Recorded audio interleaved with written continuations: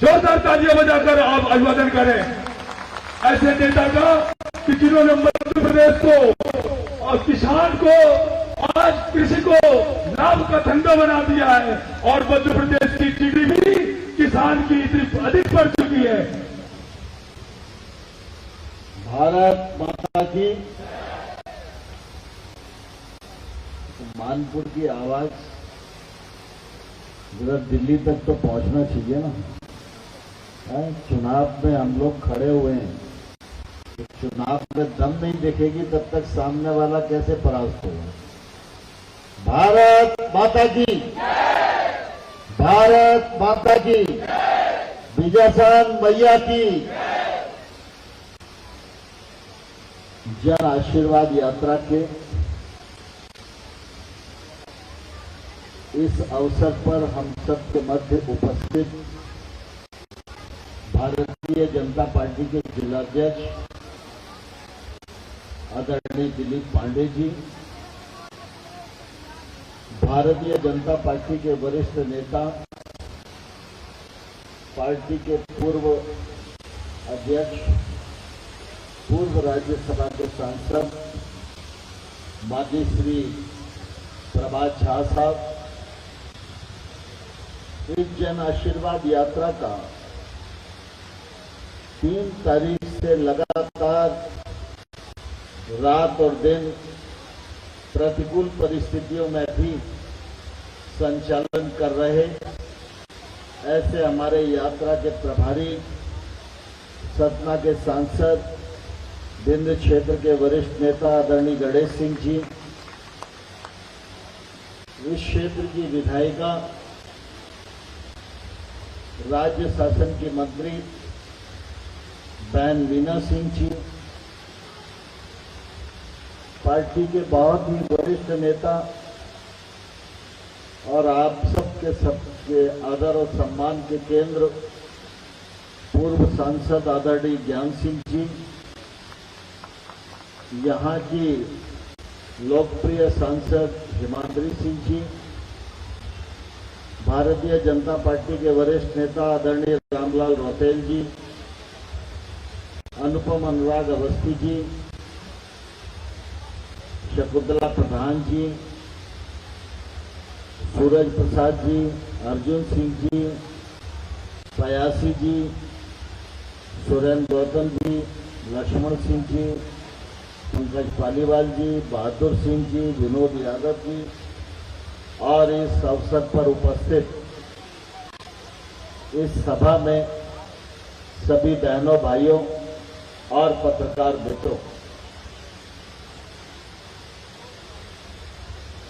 जन आशीर्वाद यात्रा भारतीय जनता पार्टी का बहुत ही महत्वाकांक्षी कार्यक्रम है। हर 5 वर्ष में एक बार भारतीय जनता पार्टी के कार्यकर्ता अपने कामकाज का लेखा जोखा देने के लिए और जनता का आशीर्वाद मांगने के लिए इस यात्रा का आयोजन करते हैं। मुझे प्रसन्नता है कि यात्रा मध्य प्रदेश में 5 स्थानों से प्रारंभ हुई। मेरा भी अनेक यात्राओं में रहना का अवसर हुआ और आज चित्रकूट से प्रारंभ होने वाली यात्रा जो उमरिया जिले के पाली में है, यहां पर मैं आप सबके बीच में आया हूं। पूरे प्रदेश भर में यात्रा को जो समर्थन मिल रहा है, जनता का आशीर्वाद मिल रहा है और इस यात्रा में भी 3 तारीख से लगातार बरसते पानी में भी जो समर्थन जनता ने दिया है, उसके लिए मैं आप सबका भारतीय जनता पार्टी की ओर से बहुत बहुत आभार प्रकट करता हूं। आप सबको हृदय से धन्यवाद देना चाहता हूं। चुनाव की बेला है, भारतीय जनता पार्टी की यात्रा है। जनता का आशीर्वाद और समर्थन है, इसे देखकर मैं विश्वास पूर्वक यह कह सकता हूं कि भारतीय जनता पार्टी मानपुर में भी जीतेगी और मध्य प्रदेश में भी बहुमत वाली सरकार बनाने में सफल होगी। सामने कांग्रेस के लोग हैं, आप सब इस बात को जानते हैं, 5 साल कांग्रेस का अता पता नहीं रहता। चाहे ओला पड़े, चाहे कोरोना महामारी आए, चाहे बाढ़ आए, चाहे अन्य प्रकार के कोई भी संकट आए, तो कोई कांग्रेस का नेता आपको जनता के बीच में दिखा नहीं होगा। लेकिन आप सब इस बात के साक्षी हैं कि जब कोरोना की महामारी थी और हर आदमी का जीवन खतरे में था, तब भी अपनी जान को हथेली पर लेकर भारतीय जनता पार्टी के कार्यकर्ता, जिनके घरों में खाने को नहीं था, खाना पहुंचाने का काम कर रहे थे, सेवा करने का काम कर रहे थे। भारतीय जनता पार्टी सरकार के माध्यम से भी समय समय पर सेवा के काम भी करती है, जन कल्याण के काम भी करती है और विकास के काम भी करती है। कांग्रेस का भरोसा विकास में नहीं है, कांग्रेस का भरोसा विनाश में है। क्योंकि आप सब इस बात को भलीभांति जानते हैं कि 2003 से पहले भी कांग्रेस की सरकार थी। इस पूरे अंचल की कांग्रेस की सरकार 2003 से पहले जब थी, क्या स्थिति थी? आप सब आत्मलोकन करो, आप सब विचार करो। क्या उस जमाने में गांव में सड़क थी? क्या उस जमाने में गांव में बिजली आती थी? क्या उस जमाने में घर में शौचालय था? क्या उस जमाने में गरीब बहन के घर में गैस का सिलेंडर था? चारों तरफ अराजकता ही अराजकता थी, सड़कों पर गड्ढे ही गड्ढे थे। और आज जब कांग्रेस के लोग बेशर्मी के साथ वोट मांगते हैं, तो मैं उनको कहना चाहता हूं, शिवराज सिंह चौहान की बुराई करने से वोट नहीं मिलेंगे, नरेंद्र मोदी पर प्रहार करने से वोट नहीं मिलेंगे। तुम इधर उधर की जो बात कर रहे हो, उसे छोड़कर ये बताओ, जब मनमोहन सिंह प्रधानमंत्री थे तो तुम्हारी सरकार ने क्या किया, और जब कांग्रेस की सरकार 2003 से पहले थी तो आपने क्या किया। और अभी बीच में 18 महीने का मौका मिला था, तो उस समय तो सारे कामकाज बंद करके प्रधानमंत्री आवास को भी ब्रेक लगा के जो सरकार के खजाने में माल आए, वो माल जनता को नहीं देना, अपनी जेबें भरने का काम वल्लभ भवन में बैठ के हो रहा। और उस समय भी आप सबको ध्यान में होगा, जब लोग कहते थे कि भाई कांग्रेस की सरकार इतना भ्रष्टाचार कर रही है, गरीब का जो आवास मोदी जी दे रहे हैं उसको भी उन्होंने रोक दिया, संबल योजना को उन्होंने रोक दिया, मुख्यमंत्री कन्यादान योजना को उन्होंने रोक दिया, तीर्थ दर्शन योजना को रोक दिया। तो पत्रकार पूछते थे, आप लोग क्या कर रहे हो, इस सरकार को हटाओ। और तब हम कहते थे कि ये सरकार को हटाने की जरूरत हमको नहीं है, ये सरकार अपने बोझ से ही भर भरा के गिर पड़ेगी। और आप सबने देखा, कांग्रेस की सरकार गिरी, भारतीय जनता पार्टी की सरकार बनी, और तब से लेकर आज तक लगातार इस बात की कोशिश हो रही है कि मध्य प्रदेश में विकास हो, और मध्य प्रदेश के नागरिकों के जीवन स्तर में बदलाव आए। आज कांग्रेस के लोग कहते हैं लाडली बहना को 1000 रुपया दे दिया, ये बांटकर भारतीय जनता पार्टी की सरकार वोट लेना चाहती है। मैं कांग्रेस के लोगों को कहना चाहता हूं, भारतीय जनता पार्टी कोई भी योजना वोट के लिए नहीं चलाती है। तुम सरमाएदार लोग हो, तुम्हारे घर और अट्टालिकाएं बनी हुई हैं, भ्रष्टाचार का माल तुम्हारे यहां पड़ा हुआ है, इसलिए तुमको गरीब के घर में क्या दर्द है इस बात का एहसास नहीं है। आज अगर एक बहन और उस बहन को 1000 रुपया मिल जाए, 1250 रुपया मिल जाए, तो गरीब के घर में कितनी खुशी आती है, इसका अंदाजा कमलनाथ जी और दिग्विजय सिंह जी नहीं कर सकते। और आप सब इस बात पे साक्षी है कि शिवराज सिंह चौहान जी ने और नरेंद्र मोदी जी ने, भारतीय जनता पार्टी की दोनों सरकारों ने लगातार इस बात का प्रयत्न किया है कि गरीब के जीवन स्तर में बदलाव आए। जब 2003 में हम सरकार में आए थे, उस समय मध्य प्रदेश के नागरिकों की प्रति व्यक्ति आय 11,000 हुआ करती थी। आज मनरेगा में काम शुरू हुआ, प्रधानमंत्री आवास योजना के अंतर्गत आवास मिला, गैस का सिलेंडर मिला, काम के अवसर खुले। आज अगर आप देखेंगे तो 11,000 के स्थान पर प्रति व्यक्ति की आय 1,40,000 रुपया है। और भारतीय जनता पार्टी यही नहीं रुकना चाहती।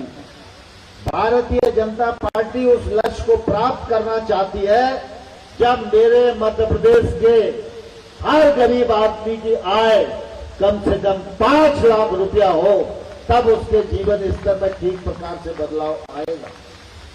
और इसलिए प्रधानमंत्री जी अलग काम कर रहे हैं, राज्य सरकार अलग काम कर रही है। आप सबको मालूम है, जब कांग्रेस की सरकार थी, एक पंचायत में एक आवास आता था। आज हमारे ट्राइबल क्षेत्र में आवास की झड़ी लगा दी। और मैं आपको बताना चाहता हूं, जो लोग बच गए, 2024 आने में भी समय है। जिनको आवास नहीं मिला, उस हर बहन को और भाई को आवास मिलेगा। इस बात का प्रबंध प्रधानमंत्री नरेंद्र मोदी जी ने करके रखा है। मुझे सौभाग्य मिला था उस विभाग में काम करने का, और मैं कई दिनों तक ये देखता रहा कि कौन सा राज्य आवास योजना को अच्छे से संचालित कर रहा है। मुझे इस बात का गौरव है कि मध्य प्रदेश मेरा राज्य है, और मेरे राज्य में प्रधानमंत्री आवास योजना जब देश में समीक्षा होती है तो मध्य प्रदेश सबसे आगे पाया जाता है। यह हम सबके लिए निश्चित रूप से गौरव की बात है। अभी माननीय प्रभात झा साहब पीएम किसान की बात कर रहे थे। आप सब यहां बैठे हुए, किसी ने दरखास्त लिख के दी थी कि प्रधानमंत्री को किसानों के लिए सम्मान निधि दी जानी चाहिए। किसी ने दी थी क्या दरखास्त? नहीं दी ना किसी ने। लेकिन फिर भी प्रधानमंत्री जी को ये लगा कि भाई किसान की माली हालत ठीक नहीं है, मुझे उसकी आय में सहायता करनी चाहिए। और अन्नदाता कहते तो सब हैं, लेकिन अन्नदाता का सम्मान कोई नहीं करता। 75 सालों में एकमात्र नरेंद्र मोदी प्रधानमंत्री हुए जिन्होंने सम्मान निधि के रूप में 6,000 रुपया हर किसान को देना प्रारंभ किया है। और मध्य प्रदेश के किसान तो इस बात के लिए भी सौभाग्यशाली है कि 6,000 रुपया उसमें राज्य सरकार ने भी जोड़ा है। पूरे देश में किसानों को 6,000 मिलता है, लेकिन मध्य प्रदेश के किसानों को 12,000 मिलता है। तो 12,000 के लिए जरा शिवराज जी को तालियां बजा के धन्यवाद तो दीजिए। ठीक इसी प्रकार से अगर आप देखो तो लाडली बहना योजना, अब लाडली बहना योजना भाजपा ने शुरू करी, 1,000 रुपया बहन को देंगे। और ये सामान्य तौर पर नई बात नहीं, भारतीय जनता पार्टी की सोच का ही परिणाम है।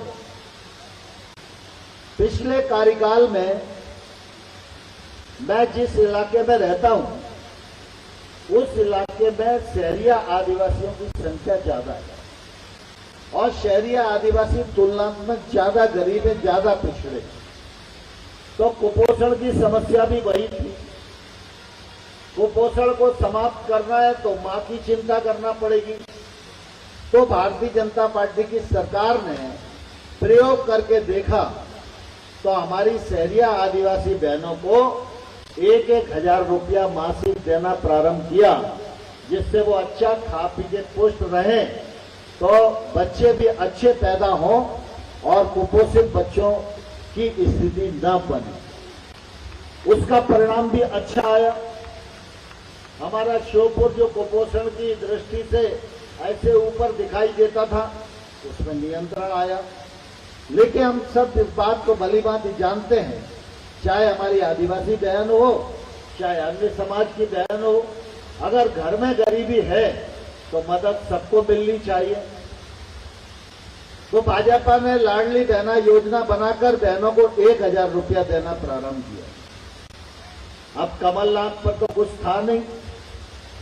कमलनाथ पहले चुनाव लड़े तो उनके नेता राहुल गांधी आए थे और राहुल गांधी ने कहा था कि किसानों का कर्जा 10 दिन में माफ हो जाएगा और हर बेरोजगार व्यक्ति को 10 दिन में भत्ता देने की योजना शुरू हो जाएगी। और अगर 10 दिन में ये दोनों काम नहीं हुए तो 11वें दिन में मुख्यमंत्री को बदल दूंगा। कहा था कि नहीं कहा था, बताओ आप सब लोग भी इस बात के साक्षी हो।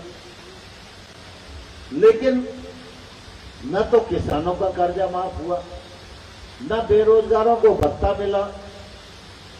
अब राहुल गांधी कांग्रेस पार्टी का बड़ा नेता है। अगर बड़ा नेता झूठ बोलेगा तो बड़े मियां, छोटे मियां तो सुभान अल्लाह होंगे ही। तो इसलिए उनकी देखा देखी हर कांग्रेस का कार्यकर्ता झूठ बोल रहा है और राहुल गांधी तो भगवानी मालिक है।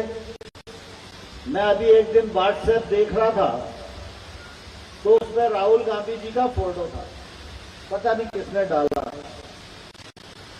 और एक व्यक्ति उनके बगल में था जो उनके गले में हाथ डाल के ऐसे बैठा हुआ था और पूछ रहा था उनसे, दोस्त तुम बयान तो बहुत बड़े बड़े देते हो, लेकिन एक बात मुझे बताओ कि तुम पैदाइशी मूर्ख हो या मूर्खता का तुमने कोई बड़ा कोर्स किया है। ये हालत तो कांग्रेस की है। लेकिन भारतीय जनता पार्टी का मैं बताना चाहता हूं आपको कि जब 1,000 रुपए की बात की तो कमलनाथ ने कहा हम 1,500 देंगे। अरे भाई तुम सरकार में थे, तुमने दिए क्यों नहीं? और तुमने जो कहा सरकार में रह के वो किया क्यों नहीं? अब जब एक बार कहा और नहीं किया, अब मुख्यमंत्री पद से हट गए तो जनता कैसे मान ले कि आप 1,500 दोगे?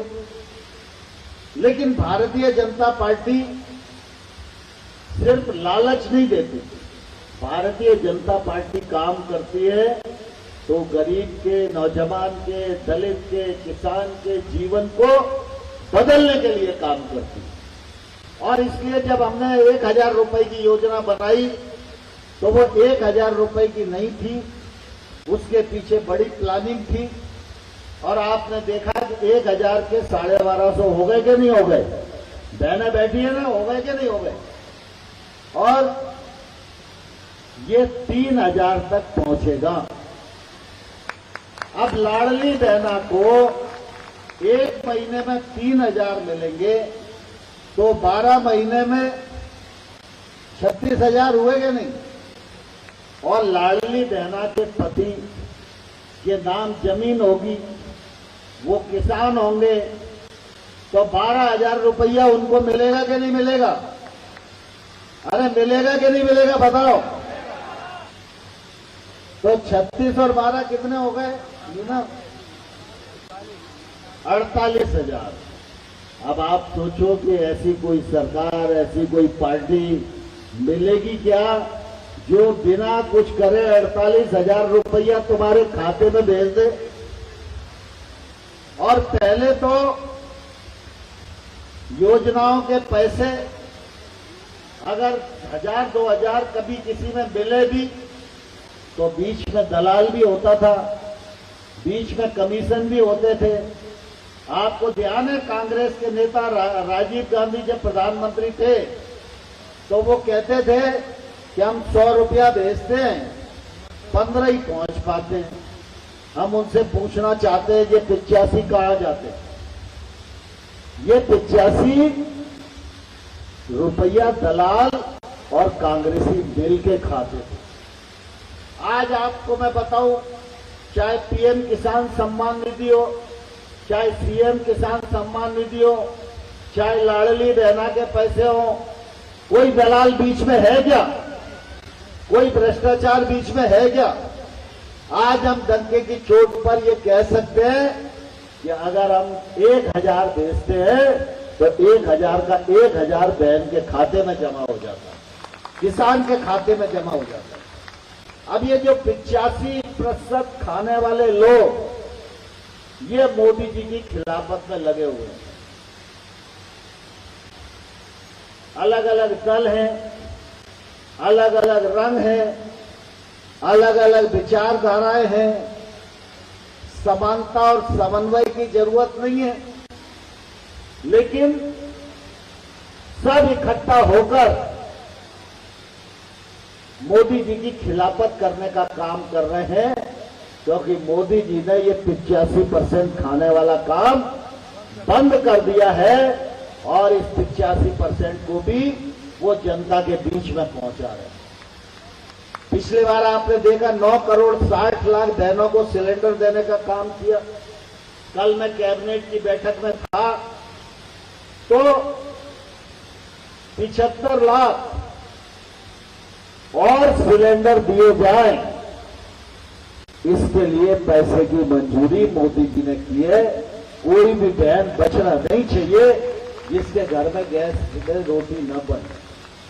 तो भारतीय जनता पार्टी आप सबके मध्य जन आशीर्वाद यात्रा के साथ आपका आशीर्वाद लेने के लिए आई है और हम सब की प्रार्थना है कि आप सबका प्यार हमेशा भारतीय जनता पार्टी के साथ रहा है, आने वाले कल में भी रहे।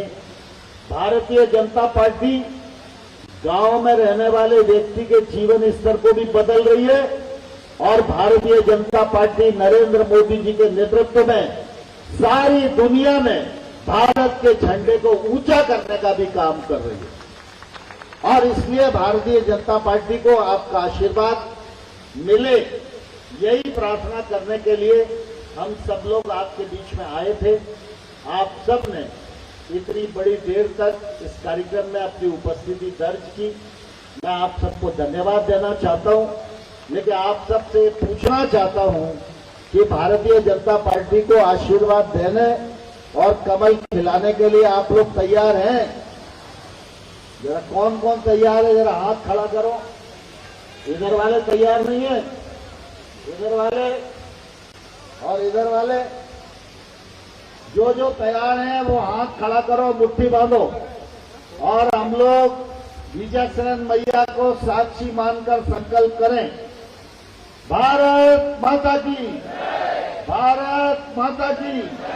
भाजपा को जिताएंगे, जिताने के लिए घर घर जाएंगे, वोट मांगेंगे कांग्रेस को परास्त करेंगे, मानपुर में कमल खिलाएंगे, भाजपा की सरकार बनाएंगे, मोदी जी की ताकत बढ़ाएंगे।